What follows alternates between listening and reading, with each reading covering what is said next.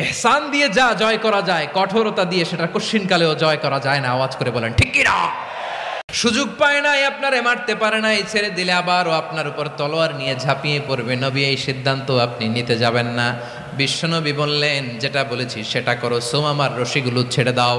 সাহাবারা বিশ্বনবীর কথা মতো তার হাতে পায়ের রশিগুলো খুলে দিল।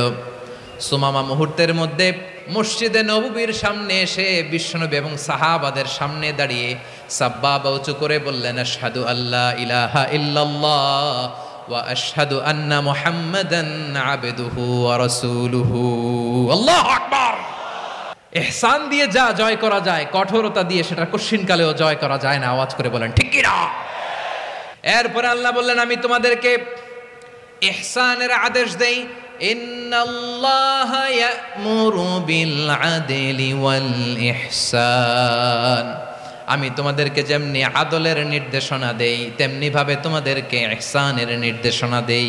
ইহসান, আওয়াজ করে সবাই বলেন তো ইহসান। সবাই বলেননি, সবাই বললে এতটুকু আওয়াজ হবে আমি বিশ্বাস করি না। আওয়াজ করে বলুন আল ইহসান।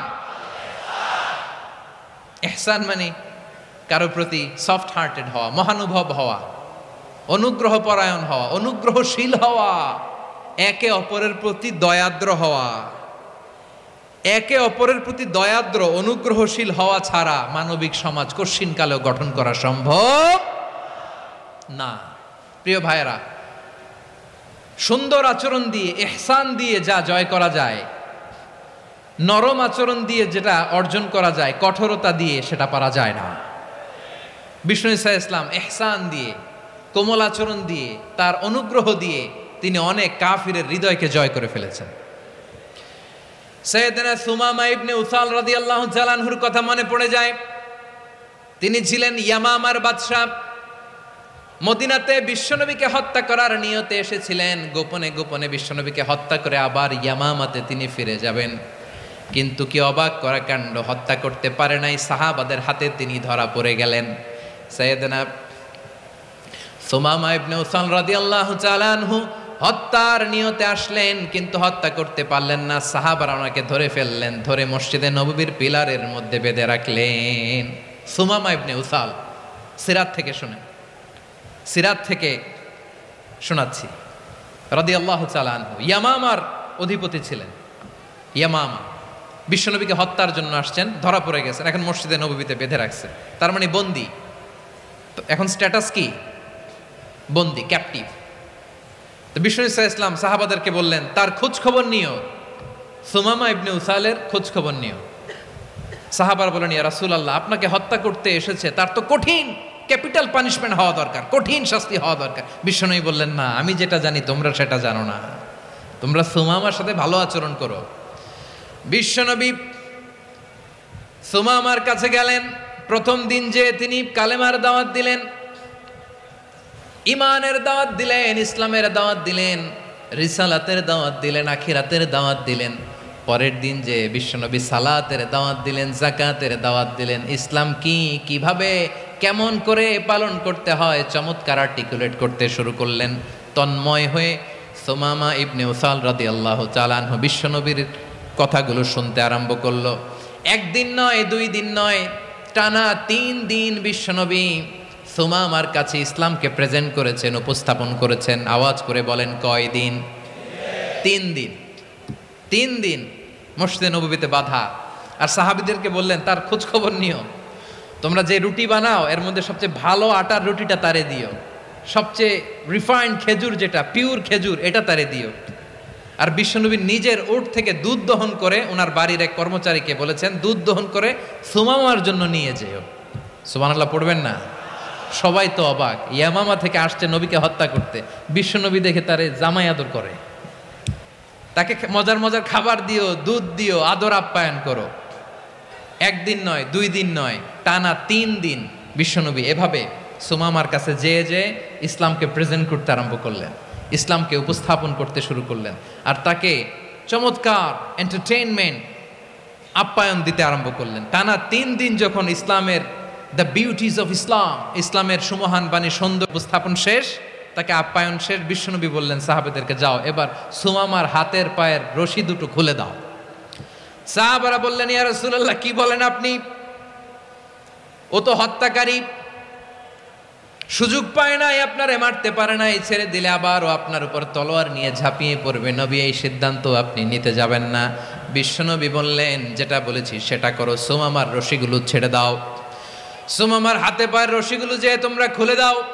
সাহাবারা তর্ক জুড়ে দিলেন, লা ইয়া রাসূলুল্লাহ, এমনটা করবেন না, তো ভয়ঙ্কর ভয়ঙ্কর খুনি, কি জানি কি হয়ে যায়। বিশ্বনবী বললেন, না, তার হাতে পায়ের রশিগুলো খুলে দাও। সাহাবারা বিশ্বনবীর কথা মতো তার হাতে পায়ের রশিগুলো খুলে দিল। সুমামা মুহূর্তের মধ্যে মসজিদে নববী থেকে বের হয়ে ইয়ামামায় ফিরে না যে মসজিদে নববীর পাশে একটা খেজুর বাগান ছিল, সেখানে চলে গেলেন। সেখানে একটা ছোট্ট কুয়া ছিল, কুয়ার পানি দিয়ে তিনি গোসল করলেন। সুবহানাল্লাহ পড়েন।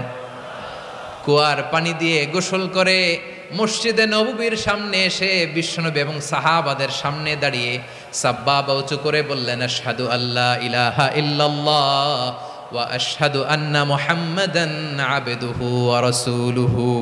আল্লাহু আকবার। আমি সাক্ষ্য দিচ্ছি আল্লাহ ছাড়া কোনো ইলাহ নাই, আর মুহাম্মদ আল্লাহ তাআলার প্রেরিত বান্দা এবং রাসূল। প্রিয় ভাইয়েরা, ইহসান দিয়ে যা জয় করা যায়, কঠোরতা দিয়ে সেটা কঠিনকালেও জয় করা যায় না। আওয়াজ করে বলেন ঠিক কি না? এবার সুমামা দাঁড়িয়ে বলে, ওগো নবী, আমি তো কালিমা পড়ে মুসলমান হয়ে গেলাম, এবার শোনেন, এই মুহূর্তের আগে আপনার চেহারার চাইতে নিকৃষ্ট কোনো চেহারা আমার কাছে ছিল না, কিন্তু শাহাদা পাঠ করার পরে আপনার চেহারার চাইতে উত্তম শ্রেষ্ঠ কোনো চেহারা আমার কাছে আর নাই। ও নবী, আজকের দিনের আগে ইসলাম ধর্মের চেয়ে নিকৃষ্ট অপছন্দনীয় কোনো ধর্ম আমার কাছে ছিল না, কিন্তু এই মুহূর্ত থেকে ইসলামের চেয়ে সেরা শ্রেষ্ঠ পছন্দনীয় কোনো ধর্ম আমার কাছে নাই। নবী গো, আজকের দিনের আগে মদিনার চাইতে অপছন্দনীয় নিকৃষ্ট কোনো শহর আমার কাছে ছিল না, কিন্তু এই মুহূর্তের পর থেকে মদিনার চাইতে কোনো শ্রেষ্ঠ শহর আমার জানা নাই। সে ছিল গমের বড় ডিলার, গম বেচতো। কি বেচতো? তার গম কিনে মক্কার লোকেরা রুটি খাইতো। সে ঘোষণা দিল, আজকে থেকে মক্কাবাসীদের জন্য সব গম আমি হারাম করে দিলাম, মক্কাবাসী এখন না খেয়ে মরে। সুবহানাল্লাহ পড়বেন না? মক্কাবাসী বিশ্বনবীর কাছে আসলেন, এসে বললেন, মুহাম্মদ, আমরা তো তোমার ভাই, তোমার চাচা, তোমার ভাতিজা, তোমার আত্মীয়, তুমি সুমামারে বলো সে যেন আবার গমের সাপ্লাই মক্কার জন্য অনুমতি দিয়ে দেয়। বিশ্বনবীর অনুমতি ক্রমে সুমামা আবার মক্কাতে গম পাঠাতে শুরু করলো। পড়েন সুবহানাল্লাহ। ইহসান, ইহসান দিয়ে আপনি যেটা জয় করতে পারবেন, you can win the heart of your enemies. ইহসান দিয়ে আপনি আপনার শত্রুর হৃদয়কে জয় করতে পারবেন। আওয়াজ করে বলেন ঠিক কি না? এজন্য আল্লাহ বললেন, ওয়া আনফিকু ফি সাবিলিল্লাহি ওয়া লা তুলকু বিআইদিকুম ইলাত তাহলুকা ওয়া আহসিনু ইন্নাল্লাহা ইউহিব্বুল মুহসিনিন। তোমরা আল্লাহর রাস্তায় দান করবে আর নিজেরা নিজেদেরকে ধ্বংসের হাতে ঠেলে দিও না। তোমরা একে অপরের প্রতি ইহসান করবে, কারণ ইহসানকারীদেরকে আল্লাহ বড্ড ভালোবাসেন। সুবহানাল্লাহ পড়েন।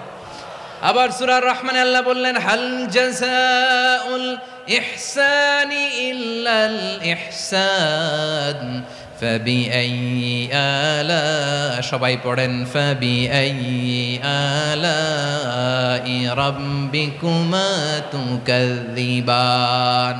ইহসানের প্রতিদান হিসেবে ইহসানি হয়।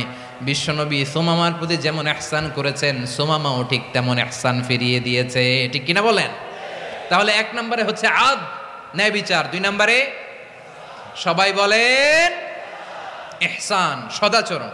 ইহসান দুই ধরনের প্রিয় ভাইরা, ইহসান ফিল ইবাদা, ইহসান ফিল মুআমালা। ইহসান ফিল ইবাদা হচ্ছে একাগ্র অনুভবে ইবাদতে ডুব দেওয়া, এর নাম ইবাদতের ইহসান। সুবহানাল্লাহ পড়ে। বিশ্বনবী বলেন ইহসান মানে কি জানো নাকি? হাদিসে জিবরিলে সাইয়েদনা জিবরিল আলাইহিস সালাম বিশ্বনবীকে বললেন, আখবিরনি আনিল ইহসান। নবী আমাদেরকে বলেন ইহসান মানে কি? বিশ্বনবী বললেন, আনতা আবুদাল্লাহা কাআন্নাকা তারাহু ফাইন লাম তাকুন তারাহু ফাইন্নাহু ইয়ারাক। ইহসান মানে হলো এমন ভাবে তুমি আল্লাহর সামনে নিজেকে উজাড় করে ইবাদত করবে, তুমি ভাববে তুমি আল্লাহকে দেখতে পাচ্ছ, আর এটা যদি ভাবা তোমার জন্য কঠিন হয়ে যায়, অন্তত এতটুকু তুমি ভাববা যে আল্লাহ তোমাকে দেখতে পাচ্ছেন। ঠিক কিনা বলেন? ও আমার বীর চট্টলার ভাইয়েরা, কেউ যেটা দেখে না সেটা দেখে কে? এই বিশ্বাস হৃদয়ের মধ্যে আছে? নামাজে যখন দাঁড়ান এই ফিলিংসটা আনা যাবে? হ্যাঁ, এশার সালাত তো এখনো হয় নাই না? আলোচনা শেষে এশার সালাত এখানে অনুষ্ঠিত হবে, তাই না? আচ্ছা বলুন তো, আমরা এশার সালাত পর্যন্ত বেঁচে থাকবো এই গ্যারান্টি আছে কার কার? হাত তোলেন। কয়েকজন হাত তুলছে পেছনে, না বুঝে তুলে ফেলছে। এশা পর্যন্ত যে আমরা হায়াত পাবো কোনো গ্যারান্টি আছে? সবাই আওয়াজ করে বলেন, গ্যারান্টি আছে? গ্যারান্টি নাই। এই জন্য বিষ্ণু ইসলাম বলেছে, এমন ভাবে নামাজে দাঁড়াও, ইবাদত করো, মনে করো হতে পারে এটাই আমার জীবনের শেষ নামাজ। পারফর্ম দ্য সালাহ as if this is your last and final prayer. এমন ভাবে সালাতে দাঁড়াও, ভাবো হতে পারে এটাই তোমার জীবনের শেষ নামাজ। এমন ভাবে নামাজে দাঁড়াও, ভাবো এটাই শেষ নামাজ।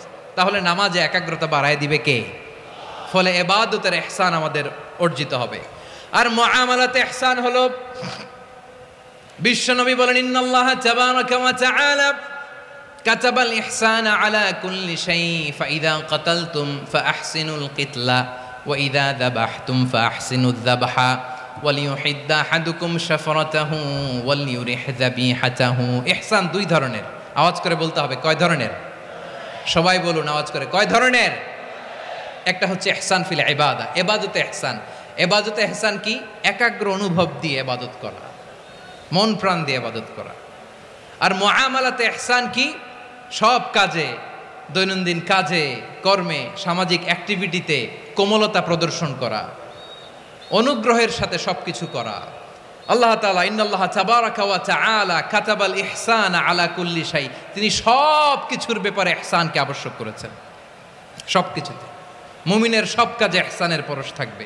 ওয়া ইযা কাতালতুম ফাহসিনুল কিতলা, বিশ্বনবী বলেন, তুমি যখন কাউকে হত্যা করো ইহসানের সাথে করো। সুবহানাল্লাহ পড়বেন না? যখন হত্যা করো তখনও ইহসানের সাথে। আচ্ছা হত্যা করবো আবার ইহসান আসবে করতে করে, তো মেরেই ফেলবো আমি। আল্লাহ, ও ভাই একজন খুন করেছে, খুনি, রাষ্ট্রীয় আইনে তার শাস্তি হয়েছে ডেথ পেনাল্টি, মৃত্যুদণ্ড। এখন মৃত্যুদণ্ড দেখে আপনি যেমনি মন চায় তেমনি মারবেন লোকটারে? ওর নাক কেটে ফেলতে পারবেন? ওর কান কাটতে পারবেন? ওর চোখ উপড়ে ফেলতে পারবেন আপনি? যেমন মন চায় তার অঙ্গহানি করা যাবে না। ইহসানের সাথে তাকে হত্যা করো। সুবহানাল্লাহ, this is Islam, this is the true essence of Islam. ওয়া ইযা যাবাহতুম ফাহসিনুয যাবহা, যখন জবাই করবে তখনও ইহসানের সাথে জবাই করো। করব জবাই, ওইখানেও নাকি ইহসান। আচ্ছা কুরবানির দিন আমরা পশুগুলোরে কি করি বলেন সবাই আওয়াজ করে?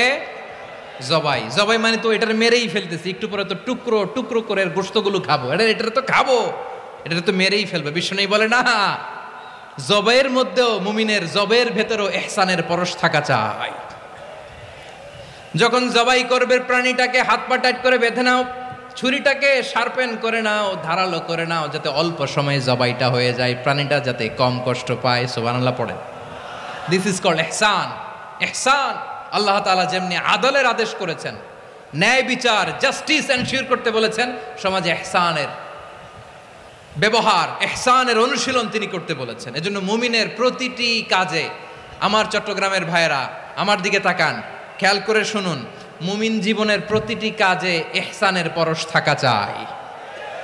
আমরা যেন আমাদের পরিবারের প্রতি ইহসান করি, আমরা যেন আমাদের কর্মচারীদের প্রতি ইহসান করি, আমরা যেন আমাদের কলিগদের প্রতি ইহসান করি, আমরা যেন আমাদের ভাইদের প্রতি ইহসান করি। মুমিন জীবনের প্রতি কাজে ইহসানের পরশ থাকার দরকার আছে না নাই?